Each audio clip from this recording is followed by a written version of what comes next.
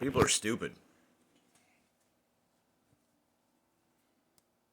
I mean, we already knew this, but apparently the fourth Matrix movie has done so poorly in the box office that the studio that insisted on the cash grab, that the creator was like, leave it alone, and they said, nope, we're going to make it with you or without you. And then the author says, okay, but we're going to do it my way, and I will hand you the film when it's done. And they did. And the intent was perfectly clear throughout the film. Now, here's where I come to the people are stupid part. A lot of folks were fans of the movie, but they did not understand. Now, I'm not talking the fourth, I'm talking like The Matrix, the first one, and the sequels, I suppose, as well. The argument that's being put forward, which I can kind of agree with on some levels, and I'll break this down, is that the first movie was perfect in a standalone. Should have just been The Matrix, right? Well, of course, Hollywood is greedy and stupid as well. People are stupid. People get tricked into things all the time. Let's go watch a fucking sequel. What does a sequel require? Well, there's a few things. You have to tie up any loose ends that were left over while simultaneously possibly leaving new loose ends for another sequel. You have to bring back all of the same characters, if at all possible. You want familiar faces. You want the audience to be, oh, yeah, go back to the familiar, comfortable place. And they go see their friends again and, fucking empathize with characters on the screen. Oh, shit. So,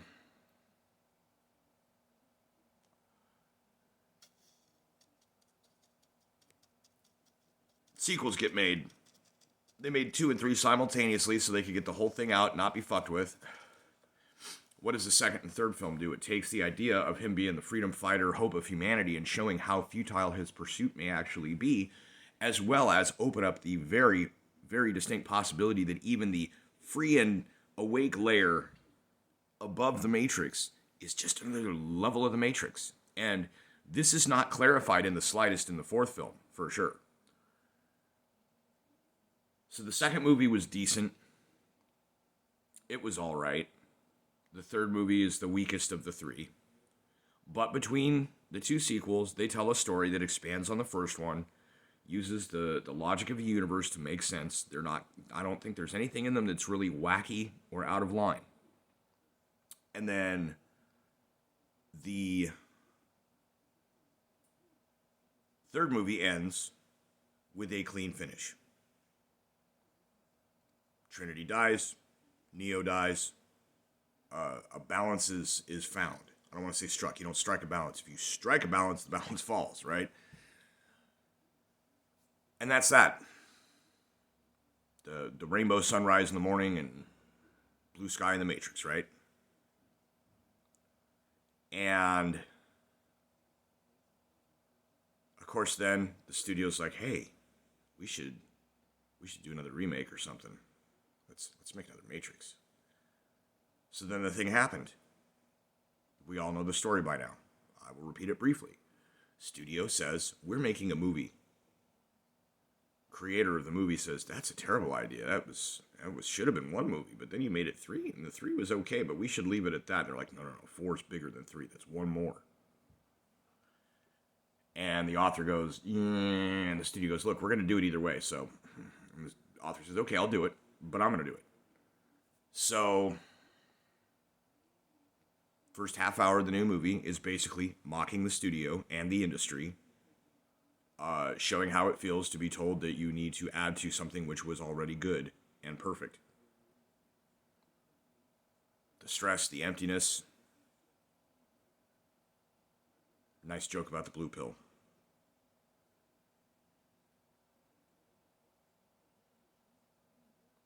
In the film, the one, Neo, never picks up a gun, never fires a gun. He barely does kung fu. He mostly just uses force fields to push people and shit out of his way.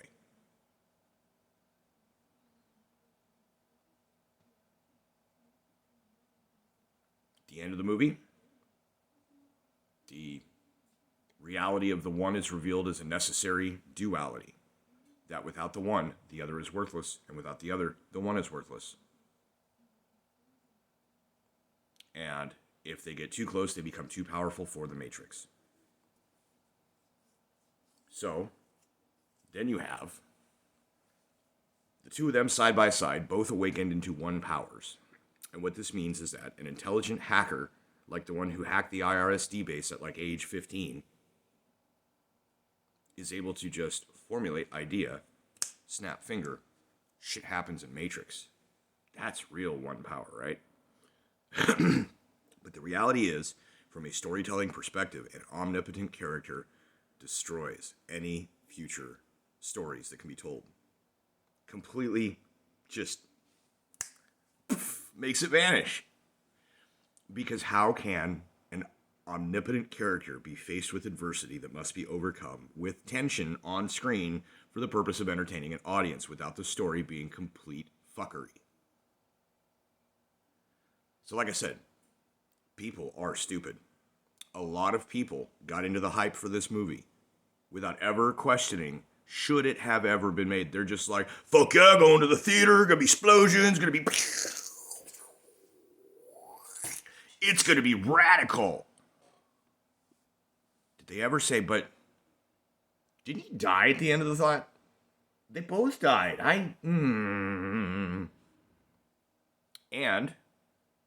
a large number of people who were original cast members who are still alive, albeit kind of old, did not return. Maybe they didn't want to. Maybe they were told, I'd love to have you here. We're going to have some shots of your face from the first movie. You're definitely getting paid. And I think that's why they included all the weird composite projections, virtual reality instances of the original film taking place, and how they're like, that's the game. This is footage from your game, and it's footage from the movie. So the idea was that the movie that we know is like the cinematic parts of the world's greatest game that was never made, because the Matrix games that were made were not good.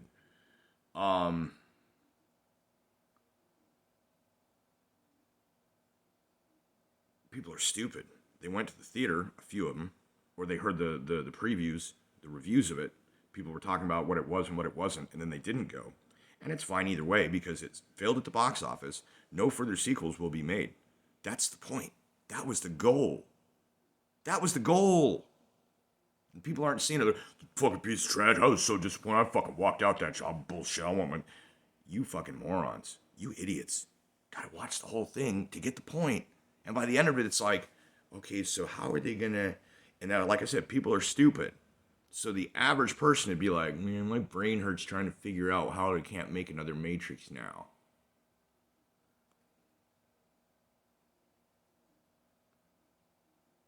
Stupid people want explosion movies in theaters. Stupid people want to be mindlessly entertained with some vapid pop philosophy that doesn't really cover anything, that just makes them feel like they're thinking, because it's like, scratch the surface there. I feel my brain going now. People are stupid. A lot of folks that were like amped for the new Matrix, and it's like, I went and saw it like the day after it opened, and I was like, I see.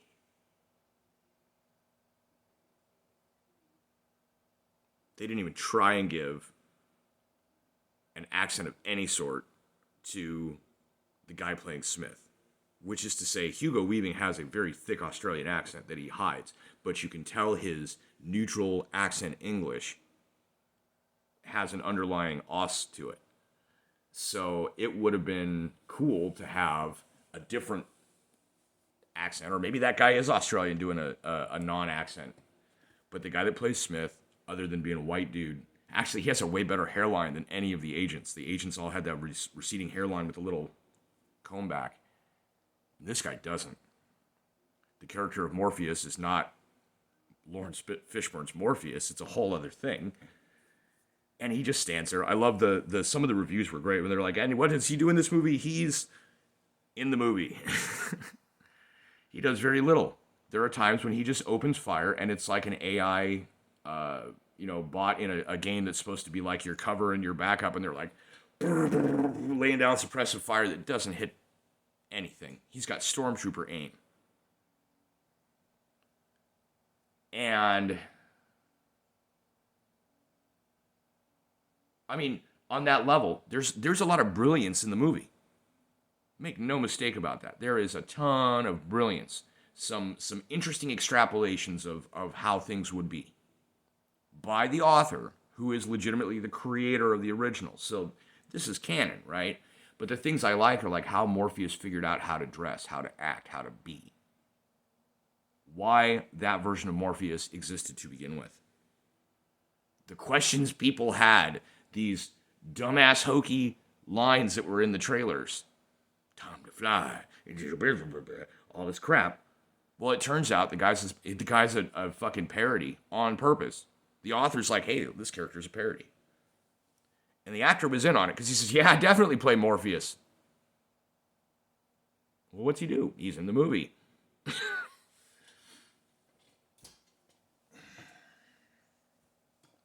They swerved everybody.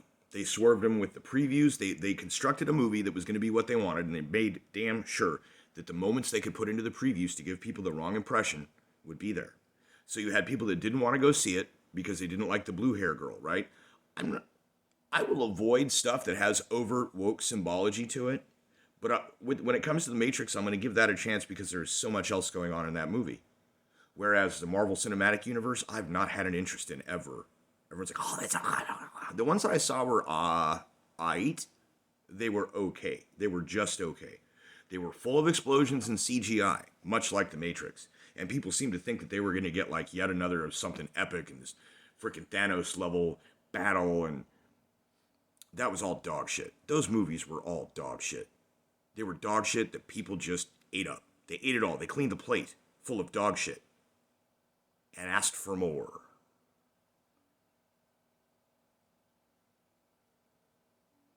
I mentioned before the some of the psychological archetypes that are presented in the film. I enjoyed that very much. It's real fucking simple. The Merovingian was a malignant narcissist with no foundation. As soon as he had nothing, he was just and filthy, riches to rags, right?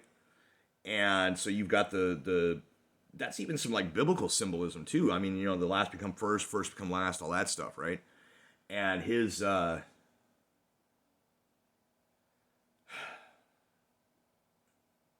they didn't even bother like CGIing anything like the what you call it, the Exiles from the two sequels had like weird powers and stuff, right? It was like somehow these twins could become ghosts and fade through walls, and there were other ones that were like, you know, superhuman vampires. And it's like, okay, so all of these kung fu people that were fighting on that rickety staircase, like none of them used powers other than some like typical wirework Hong Kong kung fu. And I don't even know if Yuen Woo-ping was on this movie. I never actually saw who the fight coordinator was when I was watching the credits. I'm not sure there was a fight coordinator, which I think is funny. I'll have to find that out. I'm probably wrong, but I don't remember seeing it, and I don't think it was Woo-ping that did it. I'm not even sure he's alive. So you had a bunch of, I mean, if you look real close at it, I believe every single one of the exiles was an Asian or Asian American martial artist, probably of some renown, that were just doing the things they were doing. No lines, no big close-ups, no particular strong makeup or effects. Just the tattery former King Merovingian has some subpar kung fu dudes who are supposedly exiles. What does this mean, that like nobody knows kung fu in the new Matrix? Is that a thing? Kung fu is not allowed. That's not real.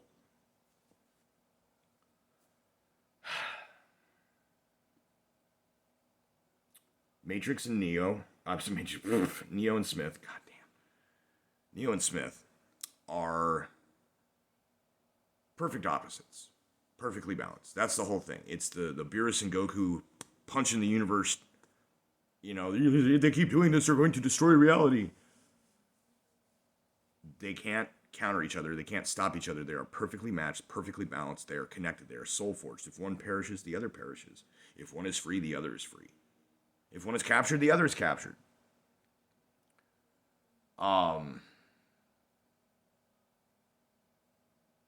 Lots of interesting things.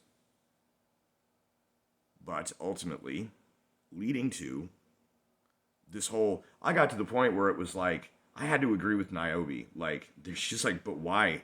Why did you feel the need to do this? Just because, well, the reason they felt the need to do it was the Matrix film needed a plot line. So Neo became the MacGuffin for the others to have to go find, only to find out that there's a big old twist to the story. Nothing is what they thought it was. And they get him out, and he's like, well, I appreciate it, though. I mean, that did kind of suck. But okay, so now we're here. Cool, you got strawberries. That's awesome. I'm gonna get used to the new technology thing. Old guy in a new world, Rip Van Winkle, right? But then they're like, we have to rescue Trinity. And even Neo's like, if she says she wants to stay, I gotta let her stay. I'm not gonna just, pull the plug.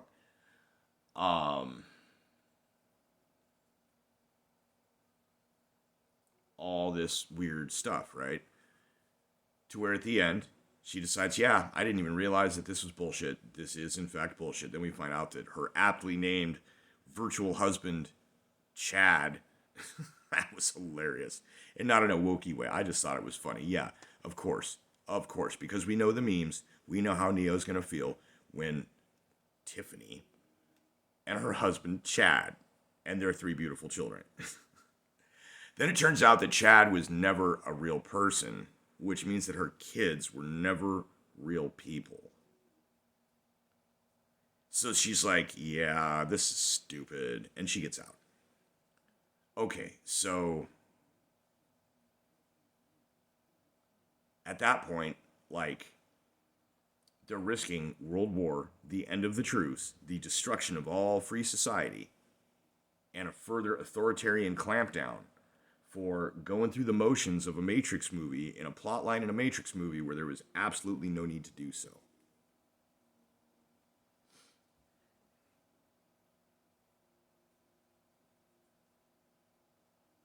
Ending in an omnipotent main character that prevents any compelling storylines from ever being made ever again in this universe. And so, the stupid people actually helped by not understanding and leaving, demanding their money back, just not checking it out at all, by not understanding the truth, by continuing to be like, oh, fucking movie sucked. No, it didn't. It was actually really good. It was really good. It was art.